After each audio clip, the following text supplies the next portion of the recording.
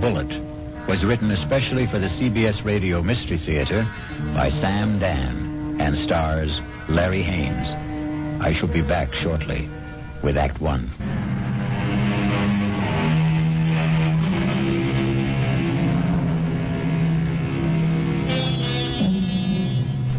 It's a quiet little bar, Paddy Noonan's, and Jerry Price stops there every evening on his way home from work. He's not looking for anything special in the way of atmosphere, adventure, companionship, and he has no intention of getting drunk. Just a couple of beers, perhaps, to bridge a busy day, to ease the fatigue, the strain on his nerves. In the comfortable half-light of Paddy Noonan's, the world outside becomes vague, distant, especially when Old Man O'Rourke is holding forth.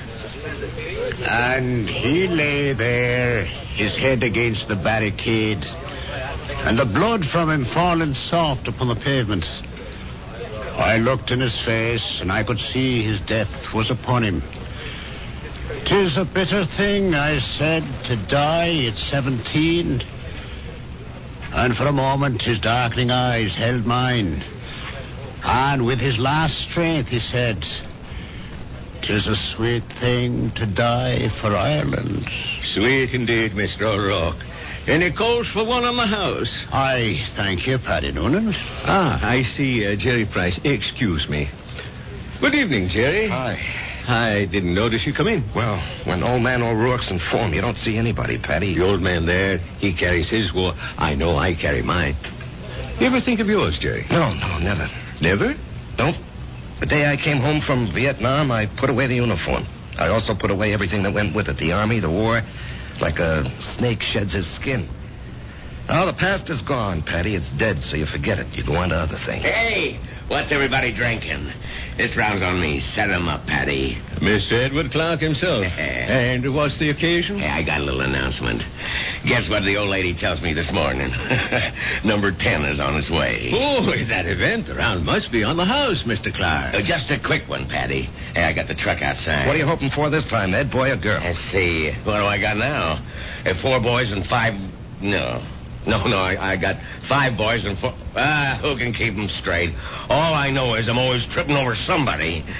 10 kids in 12 years. Well, you can't tell me it isn't exciting to hear there's going to be a new baby. Oh, yeah. I know it's going to be a kid that'll wet its pants and keep me up half the night. It's another mouth I got to feed. Yeah, well, guys, I got to ride. I'll see you tomorrow. You know, Betty, it's funny. People who don't want kids, can't stand kids, can't afford them, can't raise them, they can't help getting kids. Whereas, guess there just isn't any justice in this world. Well, there may be no justice, Jerry, but there's always hope. How long have you been married? Right after I got out of the army, it'll be 9 years. A fellow used to come in here, and they were married 15 years before they had their first. Am I really out of the army 9 years? Tell me, Patty, you're an old philosopher. Where does it go, huh? Down the hatch and try another. Yeah, don't mind if I do. Oh, wait on a paying customer first. Where? The fella standing at the end of the bar. What are you saying, Jerry? There's nobody standing at the end of the... In the brown hat and a raincoat. Now, Jerry, what are you saying? I know. That's Paul. Tell me what's the matter, Jerry. Paul. Jerry, listen to me. There's nobody. Paul. Hey, he was just standing here. Where'd he go? Where is he? Jerry, where is who? Are you all right, Jerry? Yeah, I'm all right. But I saw him. Who? Oh, a guy I was in the army with. The two of you. Were you close? He was my buddy. Well, when was the last time you saw him in person? The night he was killed. Have you ever seen him again? Like you thought you did just now? No, this is the first time. Well, maybe you need a rest, Jerry. Hattie, why now? Why tonight after all these years? Well, you say you saw him last the night he died in battle. Well, the sight of him dead must have stayed with you always. But that's not how I just saw him, Patty. He wasn't in uniform. He was in civilian clothes. You might have pictured him as he looked at a happier time. I never saw him in civilian clothes. We met in the Army. And, Patty, I didn't see him as he was then. We were both kids, about 20. I saw him the way he'd look today, about 30. His face was more mature. Jerry, are you sure he's dead? He is dead, Patty. I just saw him. I know I saw him.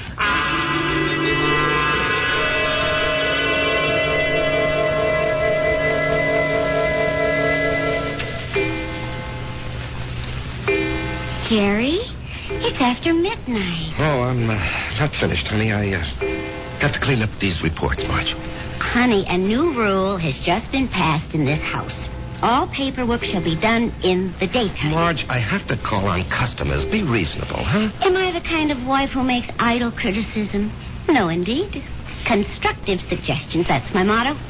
Northeast Distributors can solve all your paperwork problems by hiring a girl. Honey, I'm lucky to have the job. No, Jerry. You're not lucky. They're lucky. Well, everybody knows you're a terrific salesman. Wait, you could get another job tomorrow. More money, less headache. Honey, I couldn't walk out on Joe Keller. Why not? Well, I'll never forget what that man did for me.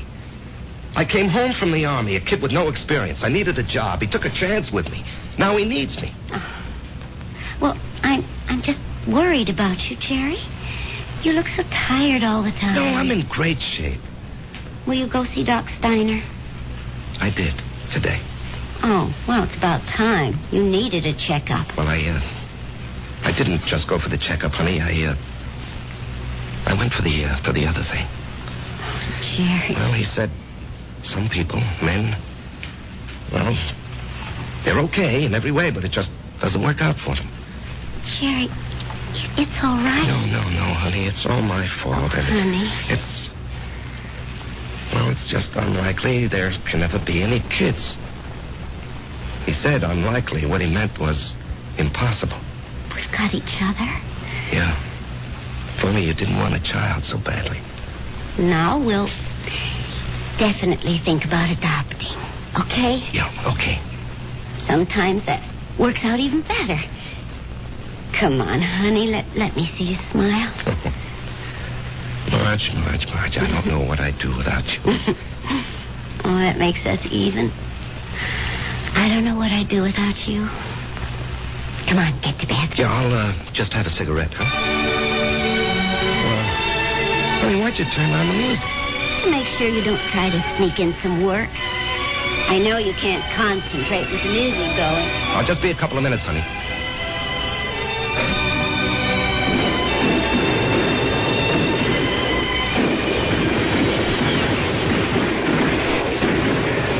Halt! Let's hear that password. Paul, is that you? Jerry. Hey, climb down the hole, make yourself at home. Man, I'm so beat I can't even remember the password. That's all right. I don't even know what it is. I got a cigarette? What'd they want back at the CP, Jerry? Patrol. You going? Yep. But you went out yesterday. Well, maybe I better write to my congressman, huh? I don't have any more cigarettes. Here, finish this one. Paul, I don't know if I can go out again. We're being relieved tomorrow. We were promised a rest. I just don't know if I can go out again. But you ain't going out, Jerry. Didn't you hear? I'm going. Oh, no. I'll say you and I made a trade. No, Paul, I can't let some other guy but do... I'm not some other guy. I'm your buddy. What's the matter, Jerry? You never did it for me.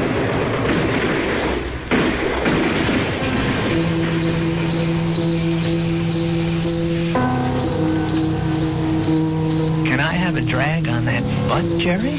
Paul, you're alive. I'm alive, Jerry. I'm here with you. In your living room. No, you can't be here. I went out afterward. I found your body. I carried it back. Maybe it wasn't you. It was me. But you were dead. You were killed. Yes, Jerry. I was killed. Jerry, will you turn that radio off and come to bed? Marge, he's here. Who's here? Can't you see him? Jerry, I don't see anyone. Paul, why can't she see you? She will. They all will. When? Later. I have to go now, Jerry. No, Paul. Paul, tell her. Jerry. She'll think I'm crazy, Paul. Paul. He's gone, Marge. He's gone. Jerry, honey, what's going on here? Marge, he was here. He was right here. Now, you got to believe that. I'm not drunk, and I'm not crazy. I believe you. I believe you, Jerry. Now, here, just sit down. Don't do anything. Don't say anything.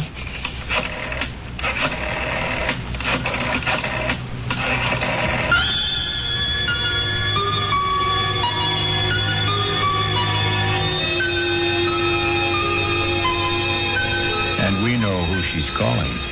But can a doctor help what ails Jerry?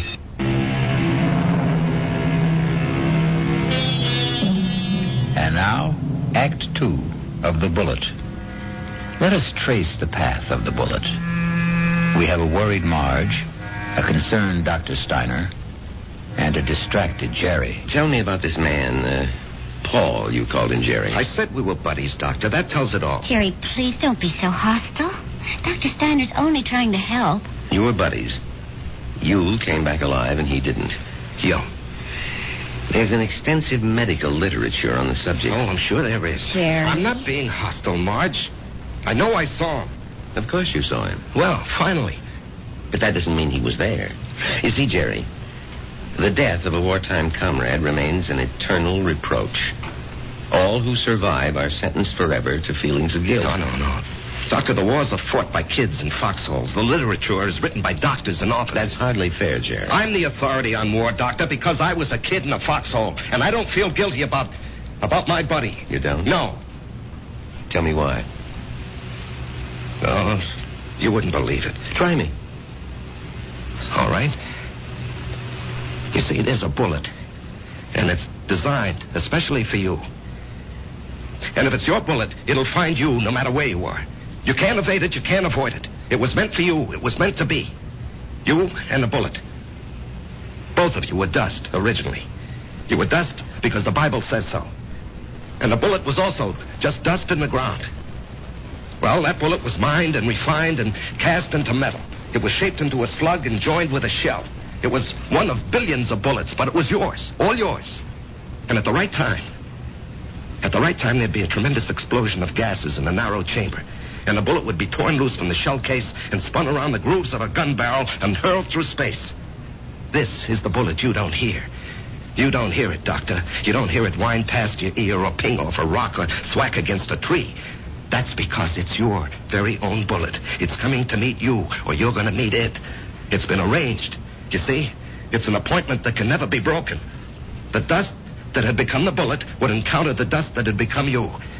And after a while, both of you would become dust once again and return to the ground. Your original home. Jerry, I know you're overworked, you're overwrought, you're overtired. I keep telling him to slow down. Okay. I know I'm under a strain. I know I'm working too hard, but what can I do? Jerry, try to understand. Right now, you're having what is popularly known as a nervous breakdown. This alleged visitor from another world. I say he's an illusion. I say you have subconscious feelings about him which you're not aware of. And I say they burst through because of heavy pressure on your nervous system. Yeah, I knew you'd say that. Prove me wrong. How? Go away. Get out from under. Rest a while. Relax.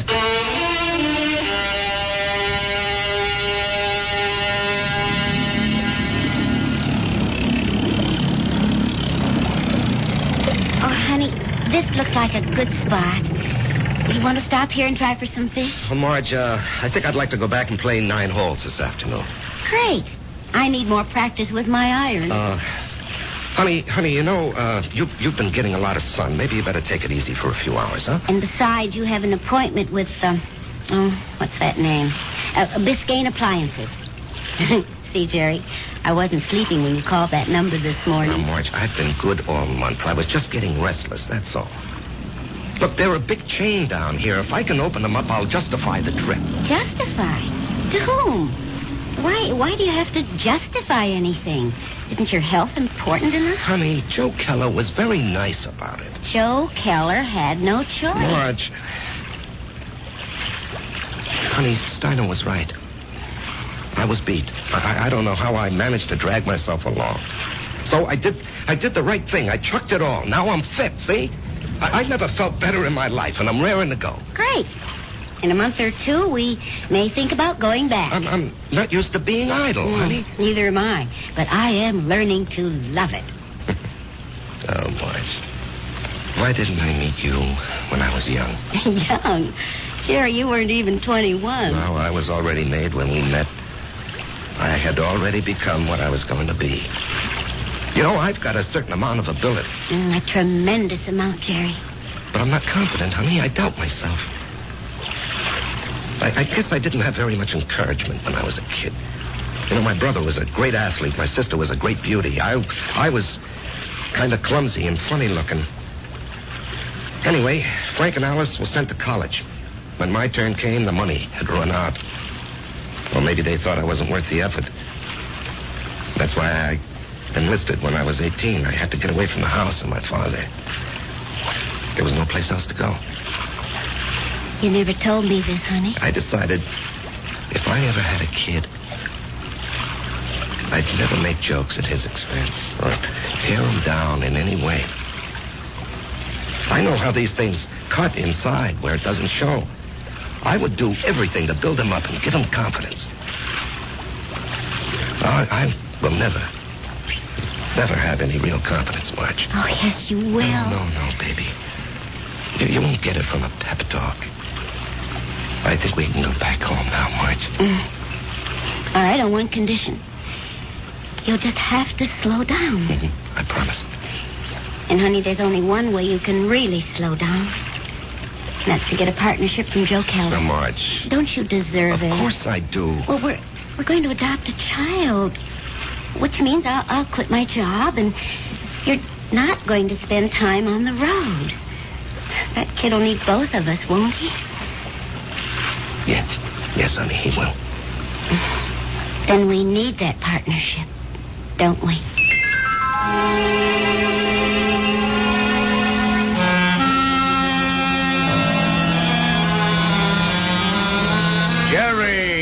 Jerry, baby. You look like $1 million. Less 2% for cash, of course. Yeah, Joe. Oh, hold it. Ramona, no calls. I'm in a meeting. I can't be disturbed. Well, anyhow, Joe, hello. I want you to take it easy for a while, you hear? Yeah, I'm ready for action, Joe. Oh, you think you're ready. Now, listen. I know you had a lot of expenses. I want you to take this little check. It's only $500. I'm strapped for cash this week. I had to pop for a whole new computer setup. But anyway, I decided to increase your bonus to 5%. That'll amount to a pretty sweet raise, huh? Now, Joe. Don't thank me, kid. You're entitled to it. We got to make sure you don't get sick again. Joe, I have to talk with you. Well, sure, kid. What about? Well, it's personal and important. Well, let me buy you lunch.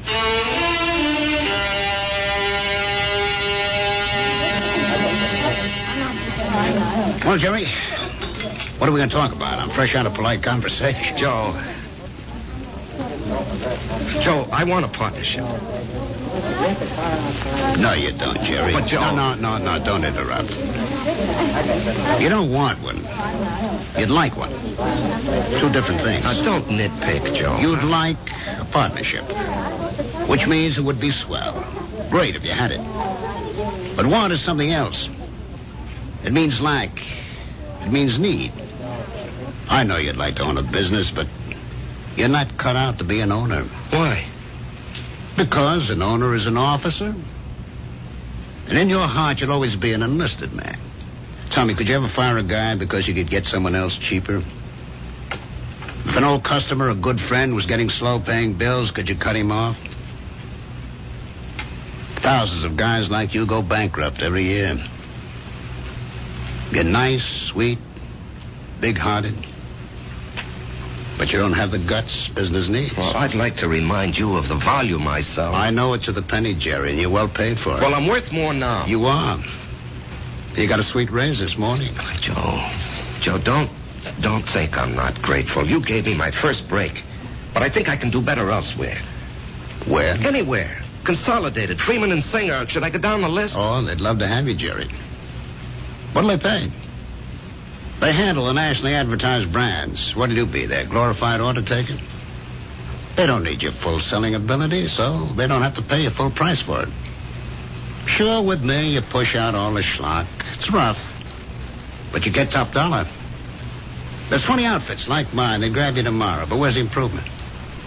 They won't pay you more. At least here, you got 9 years equity in a pension plan. You and me are used to each other. Besides, I really like you. Yeah. Sometimes I feel like a father to you, Jerry. It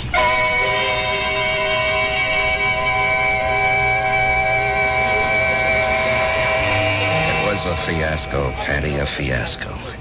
And how do I break it to March? Oh, what's it all about, Jerry? Well, at least I don't have to put up with Ed Clark tonight. I think I'd punch him right in the mouth. We'll be deprived of his wonderful company the next 2 weeks. He's tooling that trailer into the southwest. Hello, Jerry. What? Patty.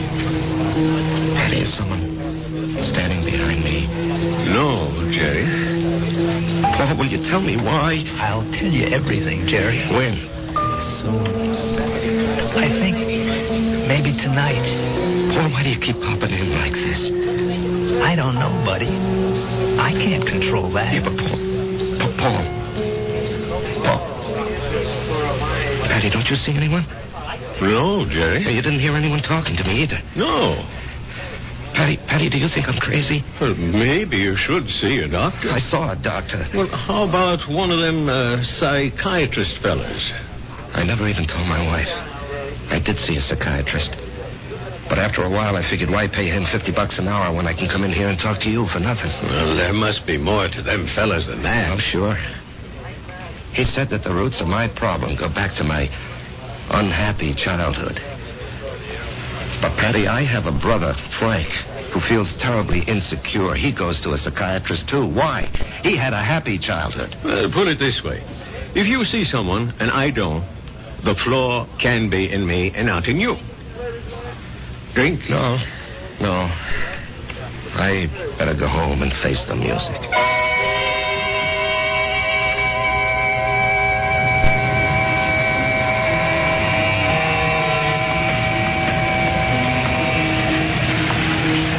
Jerry? What? Oh. Let's go someplace and talk. Where? Let's go to the parking lot. Sit in your car. It's cold. That won't bother you, will it? Not yet.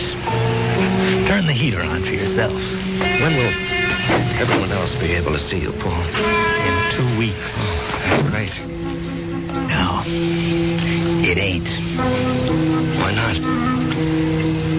Because you'll be dead.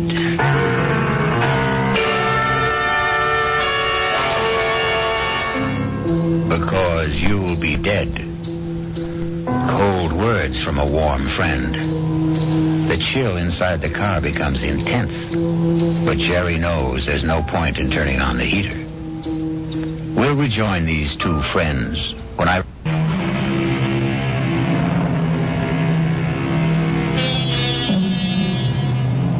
And now we return to the final act of The Bullet and a reunion of two war buddies who haven't seen each other in almost 9 years.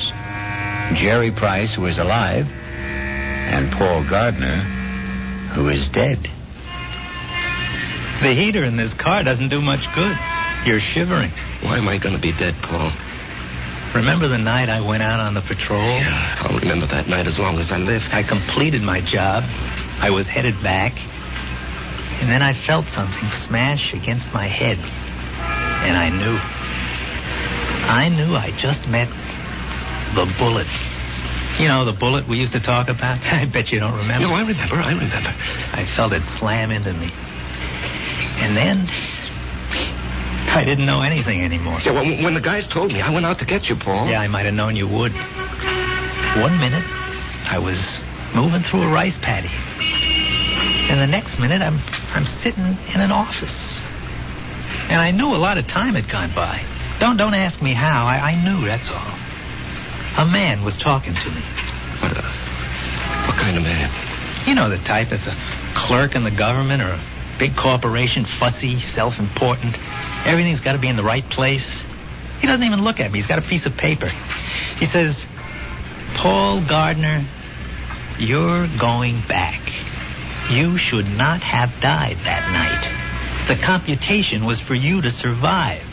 The plan was for you to marry a girl named Marjorie Stone. I married Marjorie Stone. Yeah. I told the guy, I want no part of it. And he gives me a look, this clerk does, like he couldn't care less about me or you or anybody else. And he says, come with me. He leads me to a door. It opens. And all I can hear is a hum and a clicking. And all I can see is a computer. I mean, there's no end to the thing. That's all you can see is computer. And he says, there it is, friend. City Hall. Go fight it. By this time, I'm shaking. That machine scared the pants off me. You couldn't see the top nor the bottom of it. There was no end to it, just a machine wherever the eye could see. Well, then what happened? This clerk, he tells me there's a plan. A capital P plan. It calls for me to come home. Not you. Yeah, well, maybe that's fair, Paul. You were always the better man. No. You got more on the ball. You never got a break, that's all. I had a chance to go to school, become somebody. I could have gone into the old man's business, become the biggest hardware dealer in Atlanta. You and me. We both run away to join the army. You because you had nothing. Me because I had everything. But why are you coming back? Because Marge and I are supposed to have a boy. A certain kind of a boy. He'll grow up, I don't know, discover something, create something, or be somebody the world needs real bad. They wouldn't tell me what. Anyhow, 40, 50 years from now, he has to be here. And of all the millions of men and women, he could only be born to me and Marge. When am I leaving? I told you. In 2 weeks. How? 9 o'clock at night. A trailer truck will go past Patty Noonan's saloon. Just as you're crossing the street. And why does it have to be like that? Because you don't know how careful these things are figured. You could get killed a million ways. But the plan calls for a truck driven by a guy named Ed Clark. Oh, yeah, I know Ed Clark. He doesn't have a good record, so it'll be easy to prove he's a careless driver. He works for a big outfit, so Marge will have a good settlement. But why? I still don't understand. She'll need the money. You see, I won't be a good father. Not as good as you, for sure. Oh, I'll love the kid. I'll love Marge, but I won't be there a lot. You know me. I have to keep moving. But if you know how important it is for the kid... I won't know. Once I'm alive, I won't remember any of this. Now, you say it's all figured out, maybe not. The human element. How can the machine predict Marge would go for you, huh? With all due respect, Jerry, did I ever have any trouble landing any dame I had my sights on? Well, with all due respect, I can't see Marge falling for your line of chatter. She will, Jerry. I'll be there when she's having a bad time. She'll be all alone. She'll need somebody. Things will take their natural course.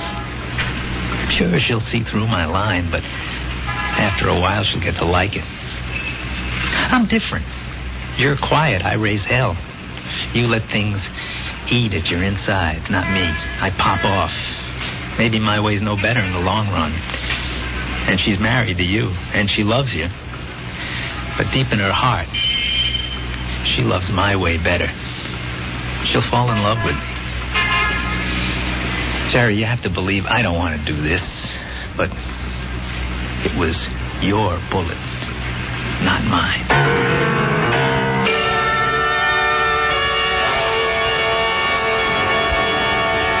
Jerry? What are you thinking about? Oh, the guy downstate wants to cancel a carload of refrigerators, so I'm figuring an approach. Didn't we agree we'll work at home? Yeah, well, honey, this is just thinking. Did you talk to Joe Keller about the partnership? Yeah. And? He said no. Did you give him notice? No, he gave me a raise. Oh. Okay. Marge. Why don't you mix us a drink? Honey, aren't you going to say anything? Mm-hmm. Don't put in too much ice. Marge, please, you don't understand. I understand. I married a certain kind of man. And you're stuck with him? No. I'll stick by him. Because I love him. Would you have wanted a guy who'd barge into Joe Keller's office and say, Joe, either give me half the joint or I'll open up across the street and run you out of business? Oh, come on, Answer me, Jerry. Marge. I have to know. Well, maybe I did. Why didn't you marry him? He never showed up. So you settled for me. That's what's known as falling in love. Come on, honey, take me to the movies. No, I don't want to take you to the movies. Let's go downtown and see a play. But that's a lot of money. Are you going to worry about money? Now, and look, this weekend, would you like to fly out to, say, Snow Valley and ski? Yeah, or how about Las Vegas, huh? Jerry, what's gotten into you? Honey, we're going to have 2 weeks of the most fantastic fun. Why 2 weeks? Oh, what's so special? You? Me? I just want to spend the rest of my life having a ball with you.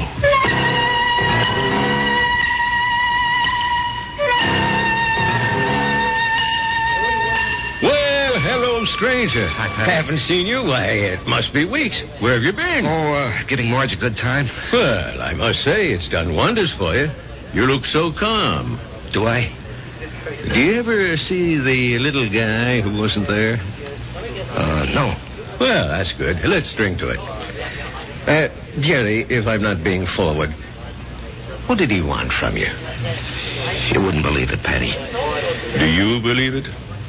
Well, I just dropped in to say hello, Patty, and goodbye. Jerry. Yeah? Something's the matter with you. Well, I understand Ed Clark is due back here tonight. I don't want to run into him. I just don't want to talk to him. Well, if that's how you feel, I'll bar him from the joint. Now, Jerry, something's wrong with you. No, nothing, Patty. Now, look, I'm an old soldier, Jerry. I can tell. No, it's really nothing. Really, is it? No, Jerry, you got a look on your face. What kind of look? I've seen it before in the war. I've seen it on men who go out on the impossible mission.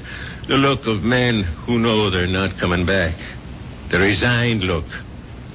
What are you resigned to, Jerry? You have a vivid imagination. I have an imagination. Jerry, whatever it is, don't be resigned to it. Fight it. You can't fight City. I knew it.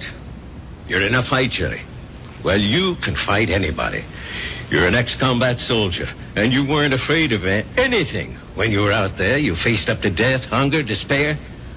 What happened to you, Jerry? Where did you lose it? Face up to it now.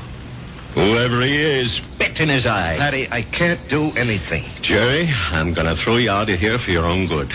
Now leave town. Go far away for a while. Fight it, Jerry, fight it. Patty, wherever I go. Listen to old Patty, just take off. Don't you see there's a plan?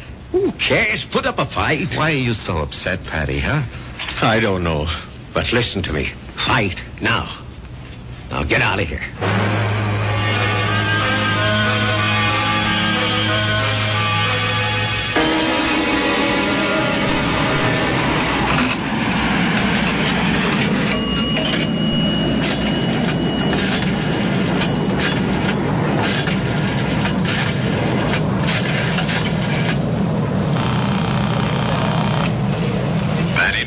Patty, it's Jerry.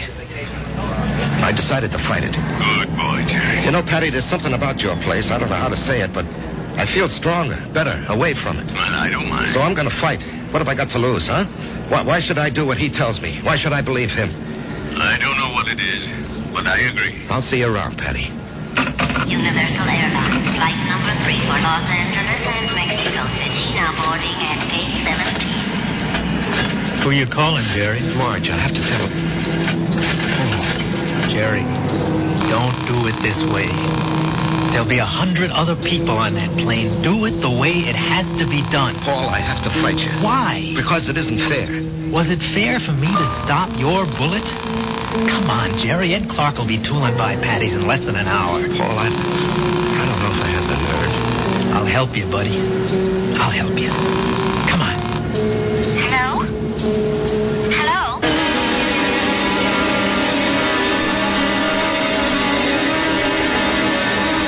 What is it, Mr. Noonan? I called you, and I hope it wasn't out of turn, Mrs. Price. It's about Jerry. What about Jerry? He's sitting back there in a booth. Now, wait. Don't go to him yet. He's in trouble. Well, it can't be. We've had such a glorious 2 weeks. He's in trouble. Well, what kind of trouble? I don't know. We have to help him somehow. Is it that Buddy? I think so. Well, the time has come to lay that nonsense to rest once and for all. And I'm going to... That won't work. Agree with him. Show him anything he wants is okay with you. Don't fight him. All we can give him is love. Hi, honey. Hi. Buy me a drink. Oh, sure. You know, I never knew you had those little gold highlights in your hair. Oh, I'm using a different bottle this week. I love you. I love you, too. And I want you to be with me always. Come on, Jerry. Let's start. No, not yet. Are you talking to me? The plan calls for it. How do I know there is a plan? Ask anybody. Ask Marge. Jerry, what are you talking about? Marge, do you believe there's a plan that determines the actions of everybody in the whole world? No. You sure? I'm sure. Well, then how do you think things work out? Well, every which way. Come on, Jerry. It's time. No, I won't go. Where won't you go? Then, Marge, as far as you're concerned, there isn't any plan. Oh, well, what do you think, Jerry? No, that's not important. What do you think? Well, yes. Yes, there is a plan.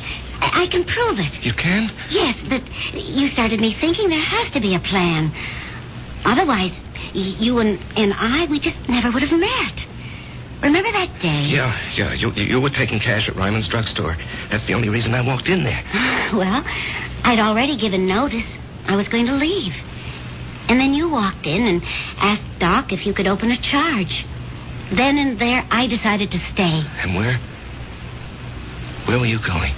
Oh, away. Pull up stakes. Why?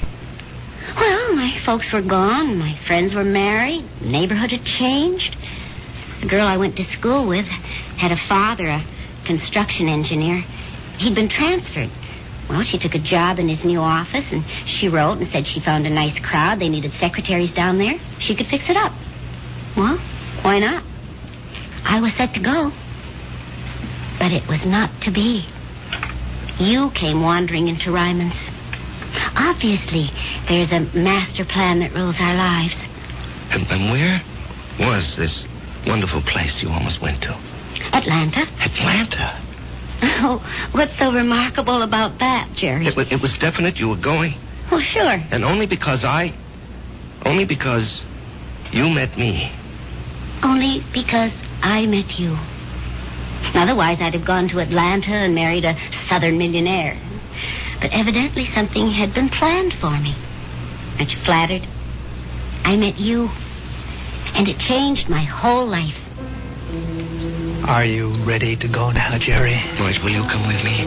Yes, Jerry. Where do you want to go? Well, I have to do something. I'll come with you. No, wait here, darling, please. It's time, buddy. Just like going out on a patrol. Jerry, where are you going? That's all right, Patty. It's all right. I didn't want this, buddy. I know. I don't want you to take my bullet either. Goodbye, Jerry. Yeah, goodbye, Paul. Take care of her for me, huh? You know I will.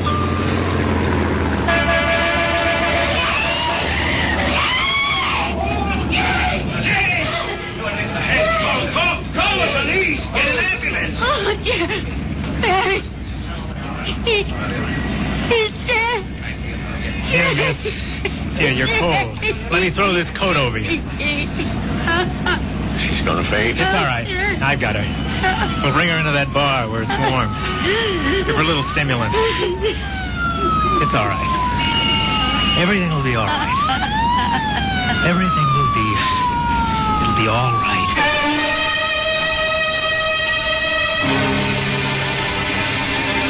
So many people preface what they believe with, "It is written." It is written in the stars. It is written on the wind. And for so many like Jerry, it is written on the bullet. I'll be back shortly.